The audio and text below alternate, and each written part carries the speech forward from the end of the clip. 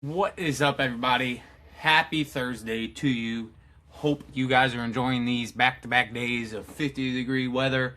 The snow is melting. We're starting to see some grass. It is awesome. I think winter is officially over.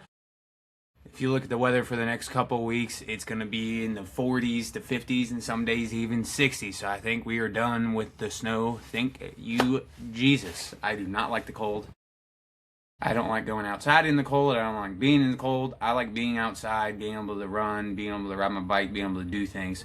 So, if you like the winter, I'm sorry, it's probably over. But welcome back on this wonderful Thursday to another episode of the KBR Show. A lot to talk about today. We got some sports to recap, some big things happening in the NBA, some big things happening in college ball as well. Some local stuff as well. We had an upset last night at Rocktown High School. We'll get into some local stuff. We'll do a positive thought and a Bobaverse, and then today in history of some history and some sports history. So thank you as always for tuning in. I enjoy doing these. So if you'd like to see a couple other things talked about, drop it in the comments. Let me know what you think. But we're going to start with college ball. College basketball. After the big win for North Carolina this past weekend, how will they do? Their first game coming on Tuesday. How will they do? They did not do well at all. They went down the Coral Gables and lost by 9 to the Miami Hurricanes. They just came out flat. Couldn't hit shots, turned the ball over, weren't really effective on the defensive end either. And they go down the Coral Gables in Miami and lose 75-66 to the Hurricanes. Right after that, Duke, after losing a big game, how do they come out? They come out and crush the Pitt Panthers in Pittsburgh 72-54. So Duke took advantage. North Carolina did not. It's normally how North Carolina works. I've been a Tar Heel fan my whole life. Normally the game after or the game before, it's either really close, and we probably should have lost, but didn't, or we do lose. It happens every year, at least on the front end or the back end of the first game, because obviously the second game is the last game of the year before the postseason starts. It happens all the time. It drives me absolutely bonkers as a Tar Heel fan, but it happens as part of it. So UNC didn't come out and perform. They lost. Duke did, and they won big in Pittsburgh. Now to the UVA Cavaliers, or the Yahoos. They win again in Florida State. Win 61-58, makes that 5 in a row since losing to the North Carolina Tar Heels. Vanderbilt, after making a stellar comeback this past weekend, down 20 and only lose by 1 against the Oklahoma Sooners. How will they respond in Auburn against the Auburn Tigers? They would respond well, and they won 84-76. Tyler Tanner had another big night for the Commodores, had 25 points, another big one there. Speaking of another loss, the Illinois Fighting Illini, after losing this past weekend in East Lansing at Michigan State, how would they do on Tuesday at home against Wisconsin? The Badgers coming to town against the Illini. The Illini would lose again, losing 2 in a row, losing in overtime to the Badgers 92-90 at home. Another top team goes down as well. Number 5, Iowa State loses to TCU at TCU 62-55. Number 3, Houston. They remain hot and take care of business at Utah, winning 5 in a row after their loss to Texas Tech. That is it on the Tuesday slate for college men's basketball. Taking us to Wednesday, defending national championship, the Florida Gators travel to Athens to take on the Georgia Bulldogs. They come out on top with a big win, 86-66, making that 4 in a row for the defending national championship Gators. Upset of the day yesterday in college ball. Number 20 will host the Virginia Tech Hokies, and the Hokies come out on top in Clemson, 76-66. Upsetting the Clemson Tigers in Clemson. UConn last night. How would they come off their loss to St. John's? They took care of business, went down the Butler, and won 80-70 in Butler. Very good there. The Texas Tech Red Raiders, they remain hot. and winning at home against Colorado Buffaloes big, 78-44. The number 2 team in all the land, the Michigan Wolverines, they took care of business at home against Northwestern, or not at home, at Northwestern, 87-75, makes them winners of 9 straight. Number 2 team currently probably number 1 next week if they take care of business this weekend, because as we know, earlier in the week on Monday, the top team Arizona Wildcats at Allen Fieldhouse lost to Kansas without Kansas' best player. That was the crazy thing. So Michigan, number 2 team, wins their 9th straight, taking care of business at Northwestern. That ends the recap for men's basketball. We'll touch base on a couple of games coming up for them. But now we're going to recap some women's ball. On Wednesday, number 1, UConn. Would they remain undefeated? They come in with 25-0 record, and they would win big again at home against Creighton, 94-44. And one of their best players, Sarah Strong, actually sat out in this game. They remain unbeaten. They are 26-0 this season. Number 15, the Iowa Hawkeyes win at home against the Washington Huskies, 65-55. Number 2, UCLA. They remain hot and win against Michigan State, 86-62. The UCLA Lady Bruins are now 24-1 with their lone loss coming to the Texas Longhorns back in November. Looking ahead for women's college basketball, we got some big matchups tonight, this evening, Thursday evening. Number 17, the TCU Horned Frogs will be at the Baylor Bears. This is women's ball. And then a top 5 matchup, the number 4 Texas Longhorns will be at number 5, the Vanderbilt Commodores. That will be at 7:30 on the SEC network. That's going to be a very good game. If you don't have anything to do this evening, you're sitting on the couch or board, tune in to that. Should be good. Some local stuff for local college ball. JMU will be at App State. That is women's college ball. Duke men will host Georgia State at the AUBC. It is Purple Duck Night, so if you get in early, I think it's like the first 1,000 to 1,500 fans get this little purple duck. Pretty cool. I wish I could make it to that game, but I cannot. I have things to do this evening. And then on Friday, for men's basketball, we will have the Michigan State Spartans at the Wisconsin Badgers. How will Wisconsin do after beating Illinois, and how will Michigan State do after beating Illinois? They just both came off big wins against a top 10 team. Let's see how they do. The lone undefeated team in all the land, the Miami of Ohio, they welcome in Ohio to see if they can remain unbeaten on Friday. That is all for men's and women's college basketball. We'll recap those on the next podcast, probably Saturday, maybe Sunday. That's a to be determined. Depends how this weekend plans out. But we'll do something on Saturday or on Sunday and recap those. Now to the NBA. We got some big games that happened on Tuesday and Wednesday. We got one more night left before the All-Star break. The All-Star break is this weekend. You'll have the celebrity game on Friday. You'll have the skills competition, the dunk contest, or not skills competition. That's not a thing no more. You'll have the dunk contest and the three-point contest this Saturday, and somehow Damian Lillard's in the three-point contest, but he hasn't played a game all year.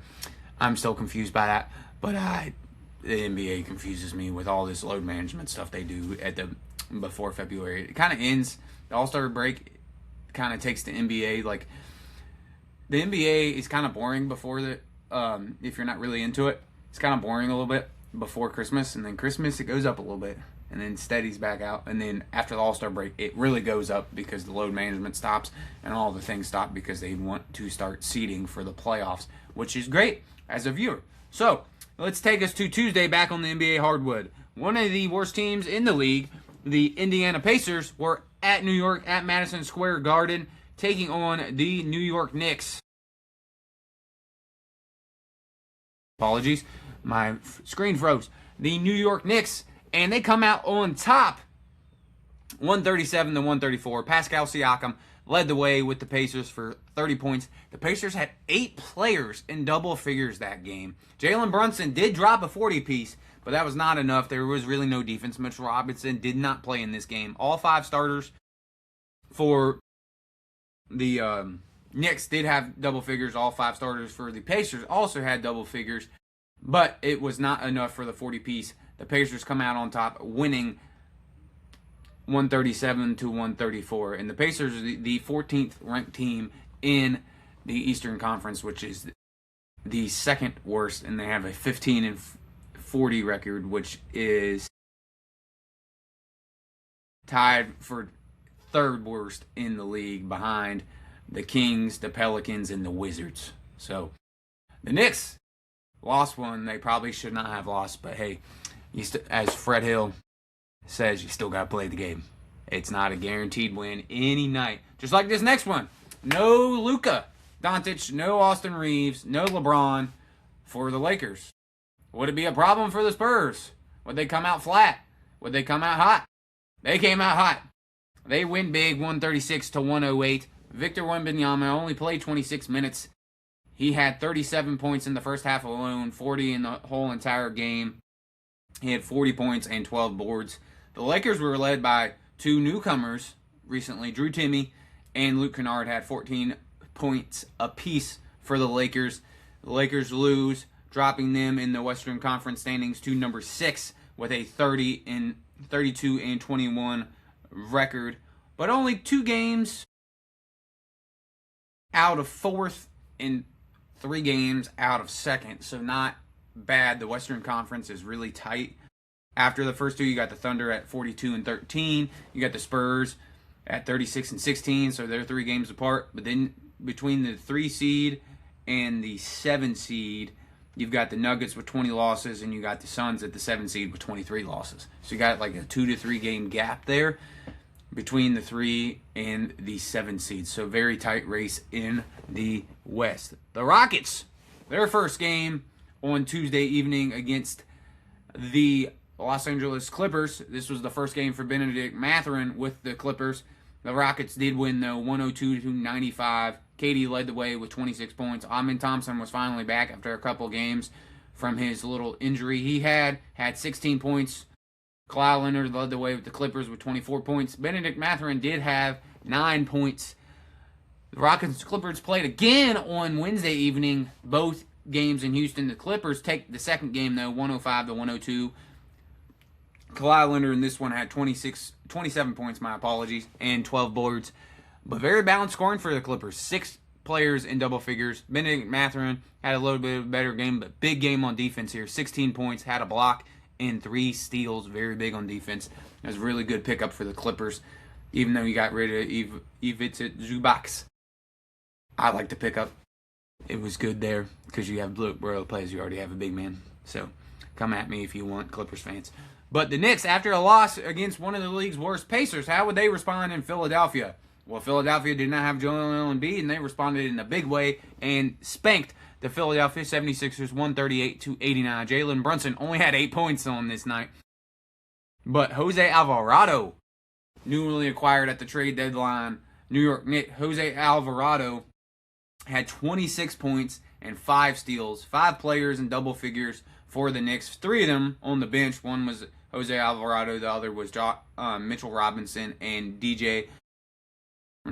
Mohamed Arawa. Or I probably butchered his last name. It's really hard to pronounce. But Mohamed off the bench for the Knicks. Mitchell Robinson and Jose Alvarado had double-figure nights for the Knicks as they win big again in Philly, 138 to 89. The league-leading Thunder were in Phoenix on Wednesday evening, win big, 136 to 109 against the Suns. The Spurs, second of their back-to-back on the West Coast, they beat the Warriors in Golden State, 126 to 113. The East leading Detroit Pistons take care of business up north in Toronto, 113 to 95. And before we take a look at the last night of action before the All-Star break for the Western Conference, so let's go through, for the NBA, let's go through the standings for the East. The East, the Pistons have a 6-game lead for first place. They are 40 and 13. The Boston Celtics are in second place somehow without Jason Tatum, 35 and 19. The Knicks are in third, 1 game behind them at 35 and 20. Then you got another game back are the Cavs. And then 2 games separate the Cavs and the Raptors are the 5 seed. The 76ers are your 6 seed. The Magic from Orlando are your 7 seed. Your Heat, Hornets, and Hawks round out your 8, 9, and 10. And then you got a real close 11-12 there too with the Bulls and the Bucks. Hornets are one of the hottest teams in the East, winning 8 out of the last 9. So they're on the come up. Pistons have been hot all year. The Celtics, without Jason Tatum, have been well, and they just picked up Vucevic at the trade deadline. Really needed a big guy, solidified that there. The Western Conference, we talked about that a little bit, but we'll dive into it a little bit deeper. The Oklahoma City Thunder have a 3-game lead over the second-seeded San Antonio Spurs. Then you got the Denver Nuggets with 20 losses at the 3 seed. Right behind them are the Rockets, also 20 losses but 2 less wins. And then you got the Timberwolves, who have been struggling along with the Lakers at your 5 and 6 seeds. You got the Phoenix Suns at your 7 seed, and then your 8, 9, and 10 are Golden State, Los Angeles, and Portland Trail Blazers.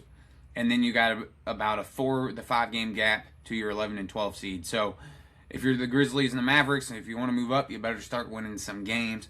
Probably not going to happen. And if you don't know how the NBA format works, 10 teams make it to the playoffs, but the 7, 8, 9 get a play-in. And you have to, if you're the 7 and the 8, you play. Winner it moves in. Loser plays the winner of the 9-10 matchup. That's how that works in the NBA. So you got one more night of NBA before the All-Star break. You got tonight, the Milwaukee Bucks are at the league-leading Oklahoma City Thunder. You got the Mavericks and the Lakers again at 10 o'clock on Amazon Prime. You got Dallas in Los Angeles, and then you got Portland Trailblazers at the Utah Jazz to close out the evening. Friday, you've got the celebrity games. Saturday, you got the dunk contest and the three-point contest. And then Sunday, you got some games, the NBA, the World versus the U.S., and a couple other games there. The rookies, sophomores, all the things. Lots of NBA action this weekend. All-Star games, a little iffy because do they really try? It's still fun to watch. Gives you something to do. Not too much to do this weekend on Sunday in the sports world. So it gives you something to watch while you're cleaning the house, reading a book. That's what I normally do, is I wash clothes, read, and clean the house on a Sunday like that. That's what I normally do. But you do what you want there. Now, today in history, in 1809, Mr. Abraham Lincoln was born on this day. So happy birthday to you, Mr. Lincoln. And then in 1793, the U.S., on this day in 1793, the U.S. enacts its first fugitive slave law in 1793, back on February 12th. In the sports world, the first ever bike race started at Madison Square Garden back in 1889. It ended up being a 6-day race. It was a race that started at 4 people and ended with 2, because 2 people fell out about halfway through. That was very cool to see and look up. And then in 1937, the Cleveland Rams were formed as an NFL team. They're now known as the Los Angeles Rams. That was back in 1937. Now, before we get into our positive thought and our Bible verse to close us out today, we're going to look at some local sports, high school sports. TA on Tuesday evening, the girls and the boys both won against Fort. TA remains holding the 3rd spot pretty heavily for the boys, and the girls are in fight for that 2nd, 3rd, 4th spot with East Rock, Broadway, and themselves. Should be a very tight race going down there. You had a 1 versus 2 matchup last night at Rocktown for the boys in the Valley District. Rocktown won its 8th straight and beat East Rock, so now they are tied at the top of the Valley District. Friday, you have Spotswood and East Rock playing each other. You have the girls at East Rock, and you have the boys at Spotswood. And you have TA Broadway playing each other. You got TA girls at home against Broadway, and you got the TA boys at Broadway. Should be very fun. Playoffs start next week. Region tournament starts next week. So if you haven't went out to a basketball game and you want to see one, you better go out on Friday. It could be your last chance if teams don't make the playoffs. We'll talk about some playoff rankings as those start to come out early next week. Lots of good stuff. I will be tonight at Luray officiating a game, and then tomorrow I'll be up at Skyline up in the Front Royal area. Should be fun. Get out, watch some basketball, support your local athletes, support them, support the coaches. Don't yell at us officials. We do as good as we can. We can't, as we tell players pregame, they're not gonna make all their shots, or they're gonna miss a call. It happens. It's part of it. But besides the point. And now to our positive thought of the day, guys. This is the quote for the day. Happen even in the next minute. Yet, what do? We keep going because we trust, because we have faith, because life is worth living. Let me repeat that again.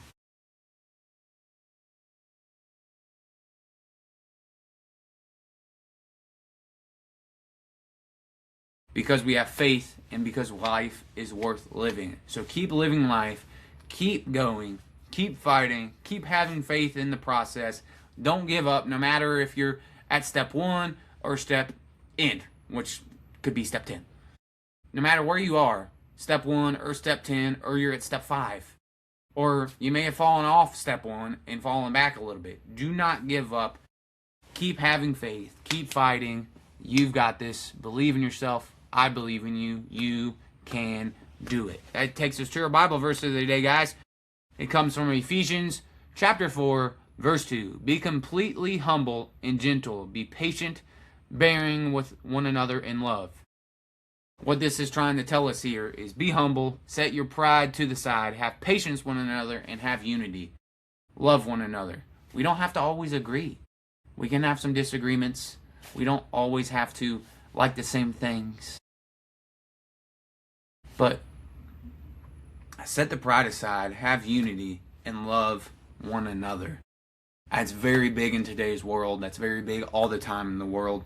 It's because if someone disagrees with us, or we don't like that person, just because we don't agree with them doesn't mean we don't have to like them. We can like them. We can love one another, whether we agree on things or not.